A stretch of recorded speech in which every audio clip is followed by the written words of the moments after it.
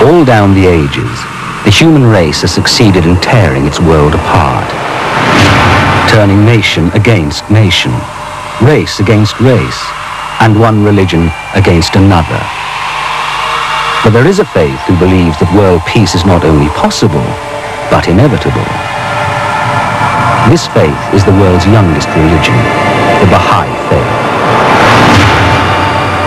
There are currently some 5.5 million Baha'is in all corners of the globe, working towards a lasting peace in which the earth is but one country and mankind its citizens. So don't blow it. Good planets are hard to find.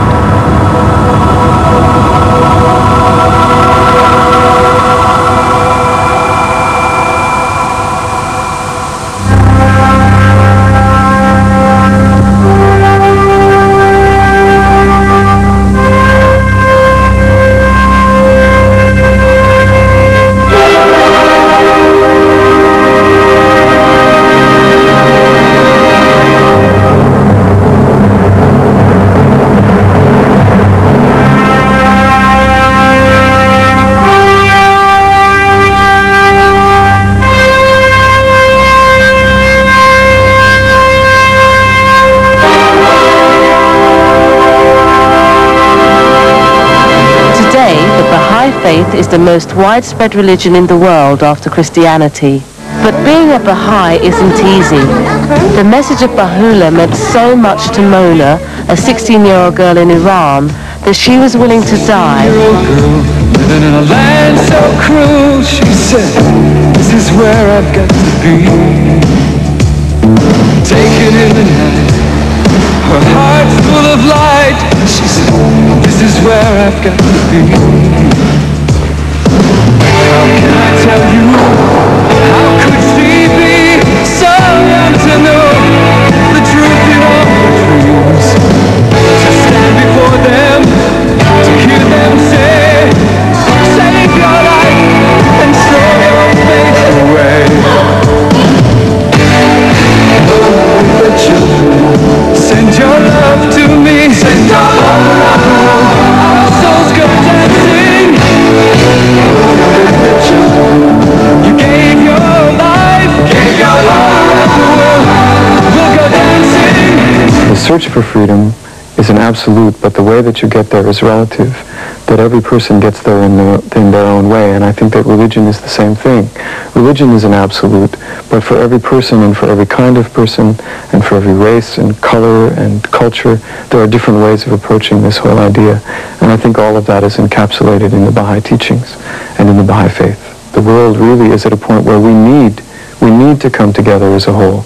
We need to overcome the differences between people and the difficulties between different cultures, different races, different religions, because religion in so many cases has become a divisive force between people. And so for me, being a Baha'i is really wrapped up in that whole idea, the idea of oneness, and the idea of bringing the world together and saving the world, because at this point what we're faced with is the destruction of the world, the destruction of our planet, and each of us in our own way has to really contribute to that. For too long, mankind has worshipped the very things that tear mankind apart. But there is one religion who believes it's time to think again. That religion is the Baha'i Faith. What are we aiming for? An end to extreme wealth and poverty. An end to all wars. Respect for the resources of our planet and its atmosphere. An end to the misuse of drugs and drink. An end to the inequality between men and women. But if the Baha'is succeed in taking all these away, what have you got left? In a word, peace. And isn't that the one thing that's really worth having?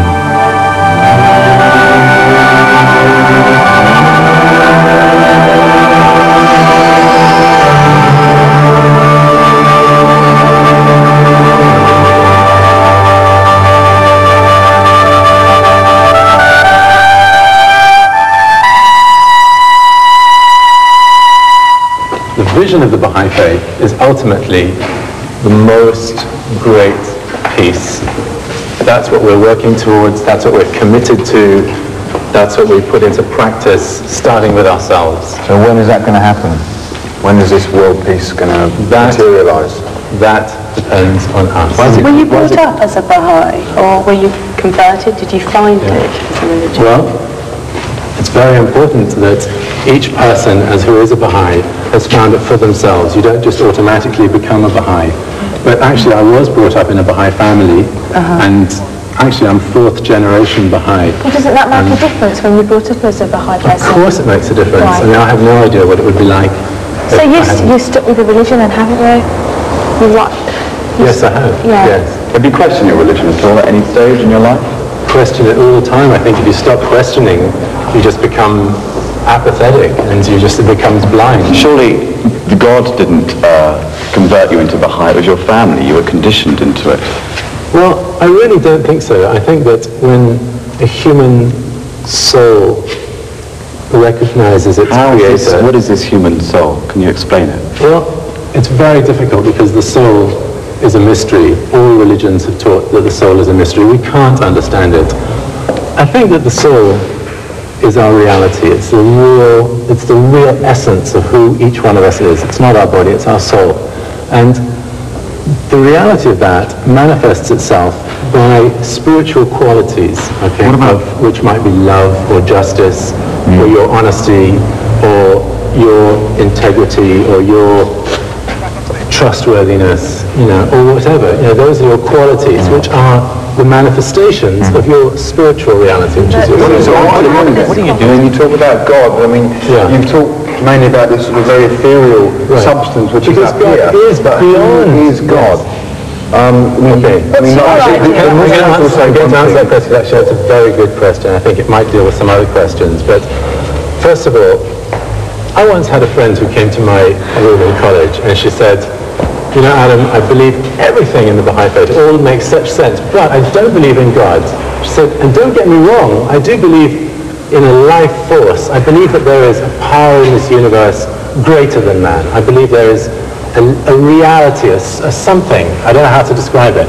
That was about as close to God as I have ever heard. But she said, I don't believe in God. But don't get me wrong, I do believe in this life force, this power that sustains and animates all creation. Your concept of God then is really a force instead of a person. It's definitely not a person, but we can't know God because God is infinite, is unknowable. All of the religions have taught that. If God is unknowable, how are you going to possibly bring about this utopia of world peace which you talk about in your literature states? First of all, in order for God to be known, we know that throughout history, every 1,000 years or so, there have been messengers from God, prophets, messengers, manifestations of God, however you want. I'm not interested in the words. Can I just say something? If God is unknowable, how did these prophets get in touch with God? Right.